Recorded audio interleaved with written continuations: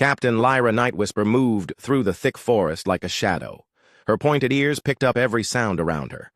The trees on this moon were tall and dark. Strange blue light came from plants that glowed in the darkness. She had been walking for hours with her team. Lyra led 12 of the best elven soldiers in the Star Coalition. They were looking for enemy ships that had gone missing 3 days ago. The enemy was called the Vorthans. They were big lizard people who loved to hurt others and take over planets. Nobody had heard from them since they came to this system. Lieutenant Maya Starweaver walked beside Lyra. She was good with machines and computers. Maya held a small device that beeped softly. She whispered to Lyra that they were getting close to something big. The device showed metal and energy readings ahead. Behind them walked the other soldiers. There was Corporal Lisa Moonblade, who was very good at fighting. She carried a long silver sword and a plasma rifle. There were also Scouts Amy Swift Arrow and Kate Silverleaf. Amy could move without making any sound. Kate was the youngest, but very brave. The forest got darker as they moved deeper. Lyra felt something was wrong. The trees were too quiet. No birds sang and no small animals moved in the bushes. Even the wind seemed to have stopped. She raised her hand and the team stopped walking. Maya looked at her device again. She pointed ahead and said there was a big ship just past the next hill. Lyra nodded and made hand signals. The team spread out and moved forward very slowly. They climbed up the hill and looked down into a valley. In the valley was a huge Vorthon ship. It was black and ugly with sharp edges. Smoke came from holes in its side. The ship looked like it had crashed. There were no lights and no movement around. Lyra thought this was strange. Vorthons always put guards around their ships. Maya used her device to scan the ship. She said it was really damaged and probably empty. Lyra decided they should go down and look inside. Maybe they could find out what the Vorthons were planning to do next. The team moved down the hill. They stayed behind trees and rocks to hide. When they got close to the ship, they could see big holes in its walls. Lisa found a way inside through a broken door. The inside was dark and full of smoke. They walked through empty halls inside the ship. Their boots made small sounds on the metal floor. Maya found the computer room and started looking at the machines. She said the ship had been empty for days. All the important stuff was gone. Amy found something interesting in another room. She called the others to come see. There were maps and pictures on the walls. The maps showed elven planets and cities. There were red marks on many places. Lyra felt cold when she saw this. The Vorthons were planning to attack elven worlds. Kate found more papers with numbers and dates. Maya looked at them and said the attack would happen very soon. In just 2 days, the Vorthans would start hitting elven planets. Lyra knew they had to warn their people right away. But when they tried to leave the ship, something terrible happened. Bright blue energy walls appeared around the valley. The walls went up to the sky and trapped them inside. The team ran outside and saw Vorthon soldiers coming out from hiding places in the forest. The whole thing had been a trap. The broken ship was left there to make elves come and look. Now dozens of big lizard soldiers surrounded them. They had red eyes and sharp teeth. Their skin was green and covered with hard scales like armor. More Vorthons came from underground doors that opened in the ground. They had been hiding in a secret base under the forest. Plasma fire started flying everywhere. The elves took cover, behind rocks and trees. 3 of Lyra's soldiers fell down in the first attack. They would not get up again. A huge Vorthan, with gold markings on his armor, walked forward. He had a loud, deep voice like thunder. He said his name was Commander Thrak, Bloodclaw. He told the elves they were trapped and could not escape. The energy walls would kill anyone who touched them. Thrak said something that made Lyra's heart stop. They had captured Princess Zara Goldenheart. She was the daughter of the Elven High Council. Zara had been on a peace mission to another system. Now she was a prisoner. 2 Vorthons brought out a metal cage with energy bars. Inside was Princess Zara. She was hurt and looked very tired. Her beautiful silver hair was dirty, and her royal clothes were torn. But her eyes still showed she was brave and had not given up. Thrak gave Lyra a choice. She could surrender and join the princess in a cage, or she could watch Zara die slowly while the Vorthons hunted down the remaining elves for fun. He said they had all day to play this game. Lyra looked around at her remaining soldiers. Only 5 of them were left alive, including herself. They had little ammunition and no way to call for help. The Vorthons had at least 50 soldiers and heavy weapons. The situation looked hopeless. But Lyra was not ready to give up. She was a captain in the Star Coalition, and she had sworn to protect her people.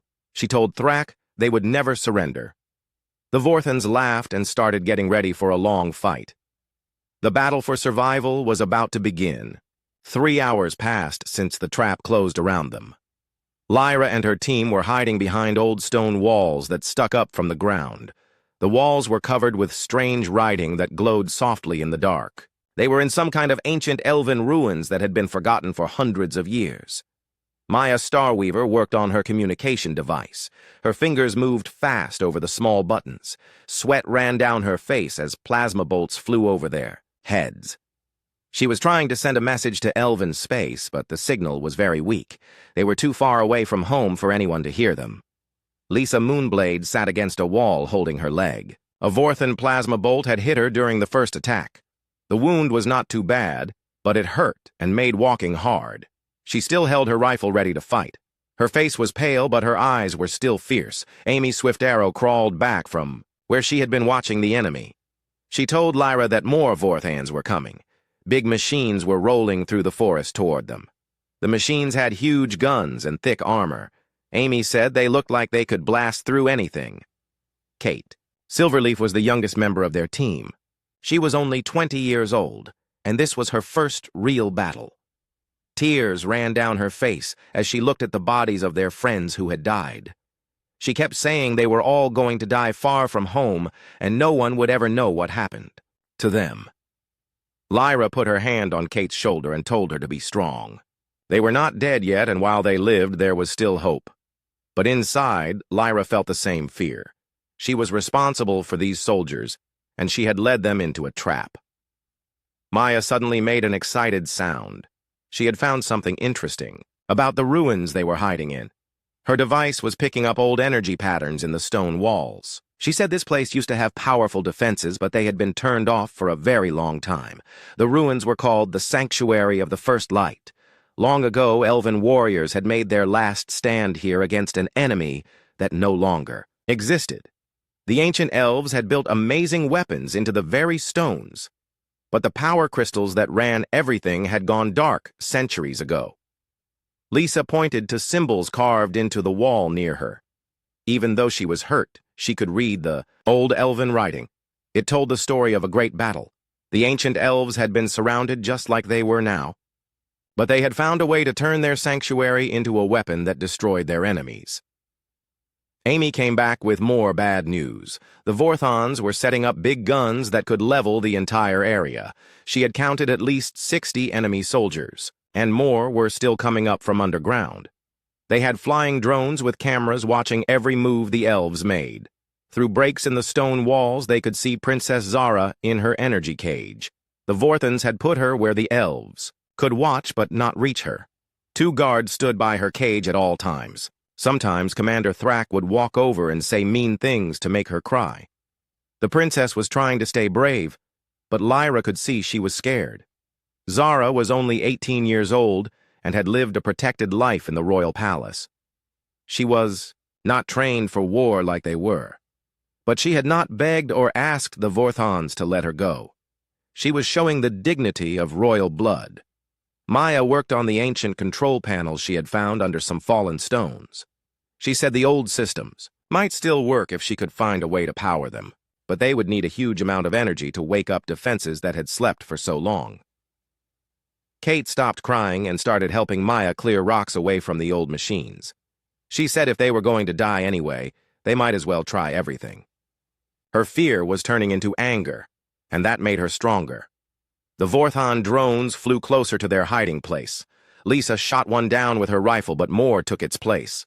The metal flying machines had red eyes that glowed as they looked for targets. They made high buzzing sounds that hurt the elves' sensitive ears. Commander Thrak's voice boomed across the valley. He said the elves had 1 hour to surrender or he would start shooting at the princess. After that, he would begin hunting them for sport. Vorthons loved to chase prey through forests and kill them slowly. Lyra looked at her remaining soldiers. They were tired and scared, but still ready to fight. She was proud of them, even though the situation was hopeless. She decided they would make the Vorthans pay a high price for their lives. Amy found an old weapons cache hidden under a stone slab. Inside were elven energy weapons from long ago. They were different from modern guns, but might still work. The bow. Ancient elves had made things to last forever. Maya got one of the old control panels to light up. Strange symbols appeared on a crystal screen. She said the defense system was trying to start, but needed much more power. The energy crystals were completely empty after so many years. Lisa suggested they could use the power cells from their own weapons to feed the ancient machines. It was a desperate idea because then they would have no way to fight. But maybe the old defenses would be strong enough to help them. Kate found more writing on the walls that told them how the ancient system worked. The sanctuary could create energy barriers and shoot powerful beams at enemies. But it needed someone to control it, and that person had to stay connected to the machine even if it meant dying. The sound of heavy Vorthon machines got louder. Through cracks in the walls, they could see metal tracks crushing trees as the enemy guns moved closer. The big weapons were almost in position to start shooting at the ruins. Lyra made a decision. They would try to power up the ancient defenses even if it used all their weapons. It was better than just waiting to die. She told Maya to start connecting their power cells to the old machines. As Maya worked, the Vorthans began their final attack. Plasma bolts lit up the dark forest as they hit the stone walls. Pieces of ancient rock flew everywhere as the enemy tried to blast their way in. The battle for the sanctuary of the First Light had begun. The Vorthan attack was getting stronger. Their big guns were almost ready to fire at the ruins. Commander Thrax stood on a hill where everyone could see him. He was shouting orders to his soldiers and pointing at the ancient walls where the elves were hiding. Maya had connected 3 power cells to the old elven machines. The crystal screens were glowing brighter now, but still not enough to start the defense system. She needed at least 2 more power sources to make it work. Lisa and Amy were getting ready to give up their weapons, too. Kate was reading more of the ancient writing on the walls. She found something that made her face go pale. The old defense system needed a living elf to control it. That person would have to put their hands on special crystals and let the machine use their life force. Most elves who did this never survived. Lyra was about to tell her team to give their power cells to Maya when something amazing happened. A bright streak of fire appeared in the sky above them. It was moving very fast and getting bigger. At first, everyone thought it was a meteor or space rock. The burning object crashed into the forest with a sound like thunder. The ground shook, and trees fell down around the impact site. A huge cloud of dirt and smoke rose up from where it hit. Even the Vorthans stopped shooting to see what had happened. Through the smoke came a small ship that looked different from anything the elves had ever seen. It was not smooth and curved like elven ships or sharp and mean like Vorthon vessels. This ship had flat sides and square edges. It looked like someone had built it in a hurry, using whatever parts they could find.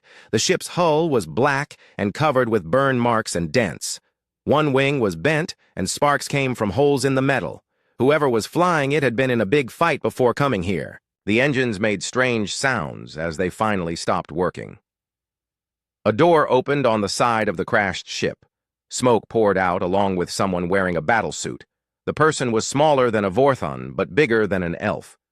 They moved, in a way that reminded Lyra of a hunting cat. Even though they were obviously hurt, they seemed ready to fight. The stranger looked around at the battlefield and saw the elves trapped in the ruins. They also saw the Vorthons with their weapons pointed everywhere.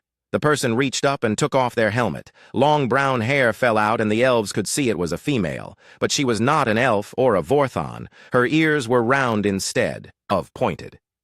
Her skin was not green scales, but smooth and tan-colored.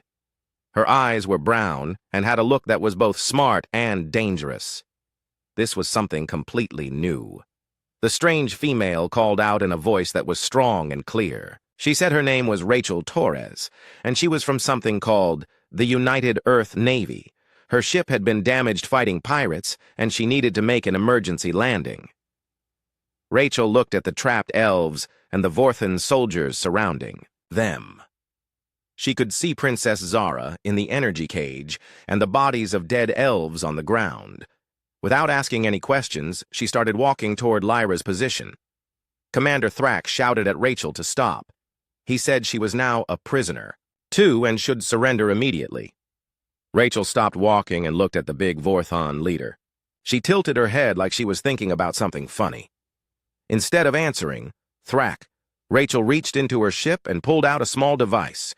She threw it back inside and started running toward the ruins. A few seconds later, her ship exploded in a ball of fire that knocked down several Vorthans who were standing too close. Rachel jumped over a fallen log and slid down into the ruins where the elves were hiding. She landed next to Lisa, who was still holding her wounded leg.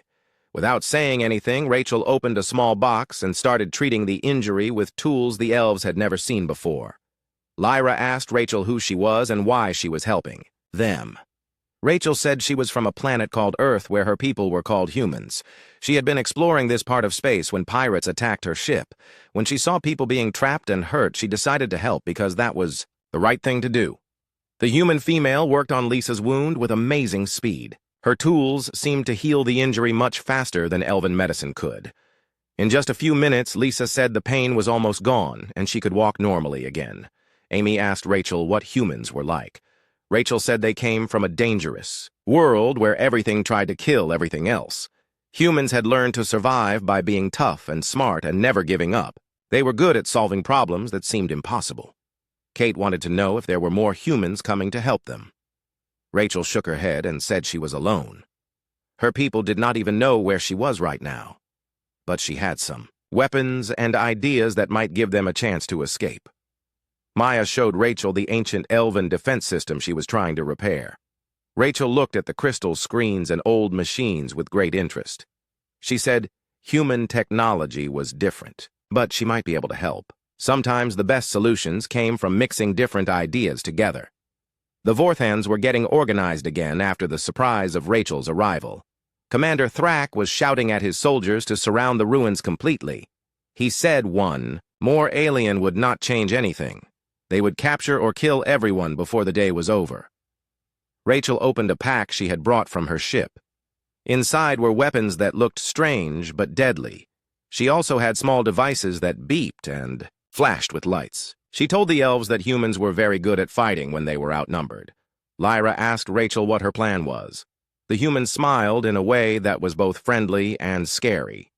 She said the first rule of human warfare was that if your enemy expected you to do one thing, you should do something completely different. The Vorthons thought they had won, but they had never fought humans before. Rachel started connecting some of her devices to Maya's elven machines. She said human technology and elven magic might work together in ways that would surprise everyone. The combination could create possibilities that neither species had thought of alone. As she worked, Rachel asked about Princess Zara and why she was important. Lyra explained that Zara was the daughter of the Elven High Council and a symbol of hope for their people. Rachel nodded and said humans understood about protecting those who could not protect themselves. The human female looked out at the Vorthon forces gathering for their final attack. She counted their weapons and watched how they moved. Then she turned back to the elves with a look of determination that reminded them of their own warriors. Rachel said she had bad news and good news. The bad news was that there were too many enemies to fight directly. The good news was that humans specialized. In winning fights, they were supposed to lose. She asked if the elves were ready to try something that had never been done before. Rachel Torres worked like nothing Lyra had ever seen before. The human female took apart pieces from her destroyed ship and mixed them with elven technology in ways that should not have worked. But somehow everything she touched started working, better than before. Maya watched in amazement as Rachel connected human computer parts to the ancient elven defense system. Rachel explained that human machines were built differently because humans had to fight in many different situations. They made things that could be changed and fixed quickly during battle. The humans showed them small explosive devices that were no bigger than coins. She said humans learned to make weapons from whatever materials they could find. These little bombs could stick to metal and blow holes in armor. She had enough to cause serious damage to Vorthon equipment. Lisa tested her healed leg by walking around the ruins. She could not believe how well the human medicine had worked. Rachel said humans came from a world where getting hurt was common, so they became very good at fixing injuries quickly. Every human soldier carried medical supplies that could save lives. Rachel asked Amy about the layout of the Vorthan camp. Amy drew a map in the dirt showing where the enemies were positioned. Rachel studied it carefully and started making marks where she thought the enemy was weakest. She said human military training taught soldiers to find weak spots in any defense. Kate helped Rachel sort through more equipment from the crashed ship. There were strange tools and devices that did things the elves did not understand. Rachel explained each one as she worked. Humans made tools for every possible situation because they never knew what kind of problem they might face. The ancient elven defense system was starting to respond to Rachel's modifications. The crystal screens showed more symbols, and the stone walls began to hum with power. Maya said the energy levels were rising faster than she had expected. The combination of human and elven technology was creating something new. Rachel pulled out a device that made different sounds when she pressed buttons on it. She said it was a communication system that could copy other voices and sounds. Humans used it to confuse enemies during battle. She started recording the sounds of Vorthan, weapons and voices from outside the ruins. Commander Thrax's voice boomed across the valley again. He said the elves had wasted enough time, and now he would begin killing the princess slowly. Two Vorthans moved toward her cage with weapons that sparked with electricity. Rachel's face became hard and angry when she saw this. The human started, moving faster and giving orders like a military commander. She told Amy and Kate to place the small bombs around the outside of the ruins where Vorthans might try to climb over the walls. She showed Lisa how to use a human weapon that shot energy bolts faster than elven rifles. Maya and Rachel worked together to finish connecting the defense system. Rachel said the power was almost ready, but they needed to be smart about how they used it. The ancient elven weapons were stronger than anything the Vorthans had, but they could only fire a few times before running out of energy. Rachel explained her plan to rescue Princess Zara. She would create a distraction using explosions and fake sounds to make the Vorthans think they were being attacked from multiple directions. While the enemies were confused, Amy and Kate would sneak into their camp and free the princess. Lyra asked if this plan could really work against so many enemies. Rachel said humans had won battles against much worse odds by using intelligence instead of just strength. The key was to make the enemy make mistakes by not knowing what was really happening. The human showed them recordings she had made of sounds from Earth. There were roars and screams from creatures that sounded more dangerous than anything in the galaxy. She said these sounds could be played through Vorthan communication systems to make them panic. Fear was a powerful weapon. As the sun started to set, Rachel put the final pieces of her plan together. She had turned the ruins into a fortress that could fight back. The ancient elven systems combined with human technology created defenses that could surprise the Vorthans completely. Rachel gave each elf a small communication device so they could talk to each other during the battle. She said coordination was important when fighting a larger force. Everyone had to know what everyone else was doing, or the plan would fail. The human checked all her equipment one more time. She had weapons that shot different kinds of energy and tools that could cut through metal or jam enemy communications. She wore armor that was lighter than elven gear but seemed just as strong. Everything she carried had multiple uses. Maya activated the ancient defense system with Rachel's modifications. Energy flowed through the stone walls and old weapons came to life for the first time in centuries. Beams of light started glowing along the walls and protective barriers shimmered around the ruins. Rachel looked out at the Vorthan forces and smiled in a way that made even Lyra feel nervous. The humans said it was time to show these lizards why. Humans were the most dangerous species they would ever meet. She picked up her weapons and started moving toward the edge of the ruins. Amy and Kate got ready to sneak out and rescue Princess Zara. They carried Rachel's small bombs and human tools that could cut through the energy cage. Lisa took position, with her new human weapon ready to provide covering fire when needed. The Vorthans began their final attack just as Rachel wanted them to. They came forward in straight lines like they always did, thinking they could overwhelm the small group of defenders. They had no idea what was waiting for them. Rachel activated her sound device, and suddenly the battlefield was filled with terrifying roars and screams. The fake sounds seemed to come from everywhere at once. Some Vorthans stopped advancing and looked around in confusion, trying to find the source of the horrible noises. At the same time, Rachel's small bombs started exploding throughout the Vorthan camp. The devices had been planted earlier when no one was looking. Explosions went off behind the enemy lines, making them think they were surrounded by invisible attackers. The ancient elven defense system came fully online with a sound like singing. Crystal. Beams of pure energy shot out from the ruins and hit Vorthan vehicles. The alien machines exploded in balls of fire that lit up the darkening sky. Commander Thrak shouted orders, but his soldiers were too confused to follow them properly. Some shot at shadows while others ran toward explosions that were not real threats. The careful Vorthan battle plan was falling apart exactly as Rachel had predicted. In the chaos, Amy and Kate slipped away from the ruins and began moving toward where Princess Zara was being held. They used human stealth techniques Rachel had taught them along with their own elven skills. The combination made them almost invisible in the darkness. Rachel stood on top of the ancient walls and laughed as she fired her weapons at confused Vorthan soldiers. She moved and fought like a wild animal that enjoyed the hunt. Her human battle cry echoed across the valley and made the enemy even more afraid. The rescue mission was about to begin. Amy and Kate moved through the dark forest like ghosts. They used the human stealth techniques Rachel had taught them mixed with their own elven skills. The combination made them almost impossible to see even when Vorthan searchlights swept across the ground looking for intruders. The explosions and strange sounds from Rachel's devices had thrown the enemy camp into chaos. Vorthan soldiers were running everywhere, trying to fight threats that were not really there.